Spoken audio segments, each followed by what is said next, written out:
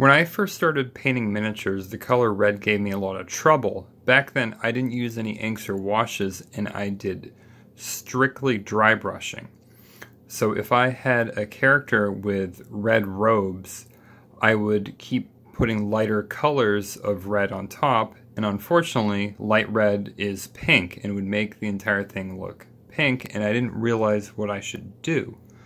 So when I started making this red force for Gaslands, I came up with the idea of putting a black ink, Games Workshop Nuln oil, and just dry brushing the same base color red on top of it. And I was extremely happy with the results. I got these nice textures, and I used the cheap crafts paints from Walmart that are 50 cents, like Applebarrel. This is lipstick red that I use. And it doesn't completely cover up the black, and that helps get this incomplete red and black. And I absolutely love how the texture came forth. So I'm very happy with this for Gaslands. So when I got Heroes of Land, Air, and Sea, which comes with 176 miniatures if you get the expansions, and there are another 40-something coming next year, I had this huge pile of plastic. And the game really benefited from painting because a lot of the figures, such as these yellow lionkin ones, they were extremely hard to tell apart when they were unpainted. If I look at the bottom, the original color, it was really hard to tell the warriors from the peons across the table. So not only did I want all these nice figures to look better, but I wanted to make it so people could distinguish them. So what I came up with is I used that same color, that same technique I used for red, where I simply put a base coat down after priming it, let's say red.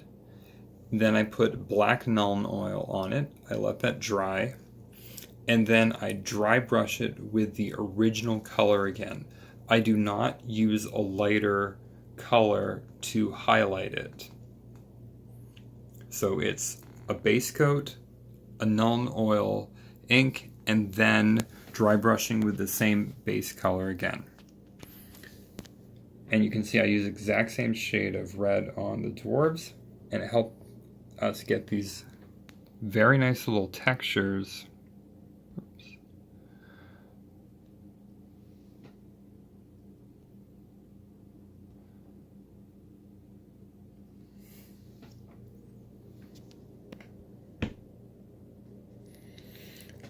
Another problem people had was the heroes were the same colors as the warriors and peasants, and there's no way to really look at the table quickly and spot the heroes.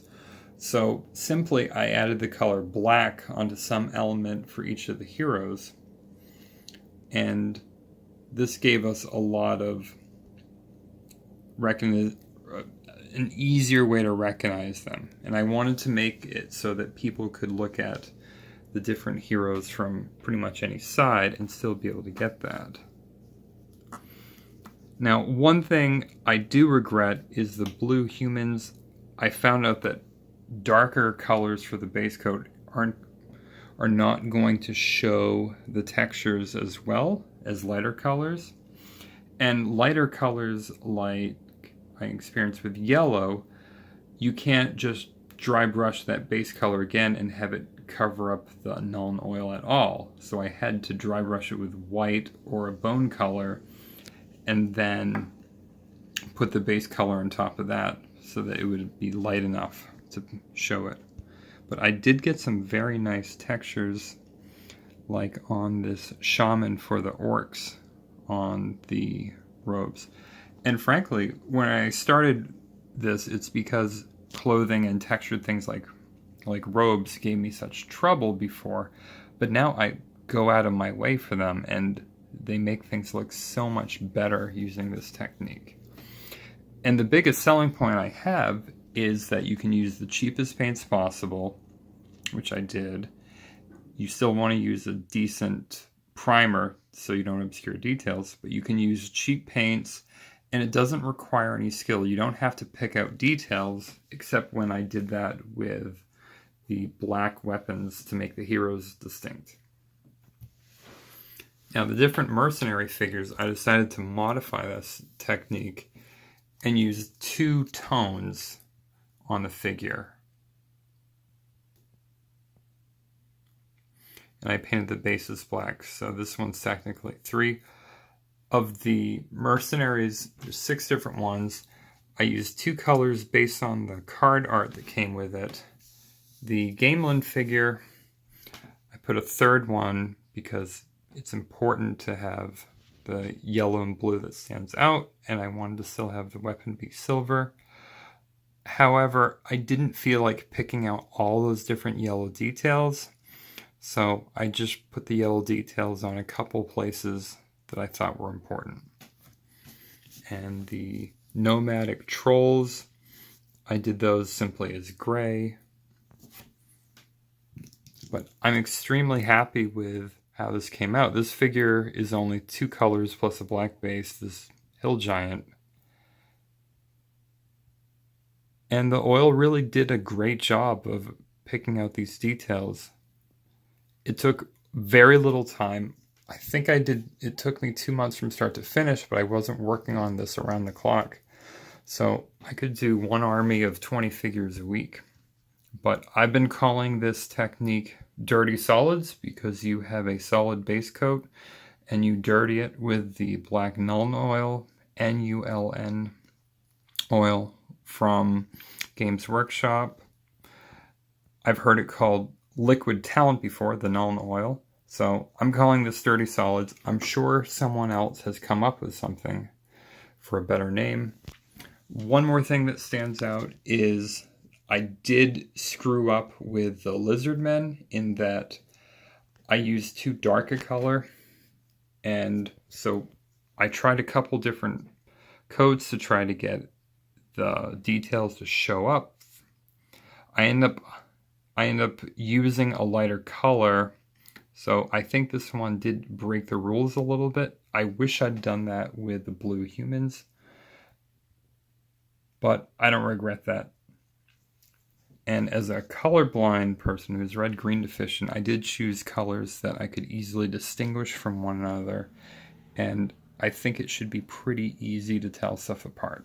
One more thing about the mercenaries is I was concerned that someone could mistake a red mercenary for part of the dwarf army across the field. So that's why I decided, instead of using black for weapon details to make them look more like heroes, I used the second color.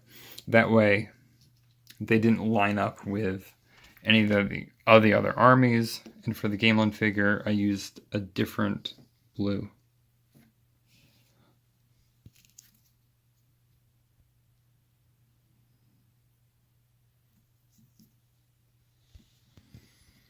But that's it, 176 figures painted, and it's done in a way that requires no skill for most of it.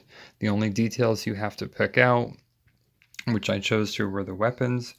I do intend to do this for more board games in the future, such as Deep Madness, which I should be receiving my copy of within the month. I plan to do something like this, where I start out with the figure, and I use the dirty solids technique, and then pick out some details.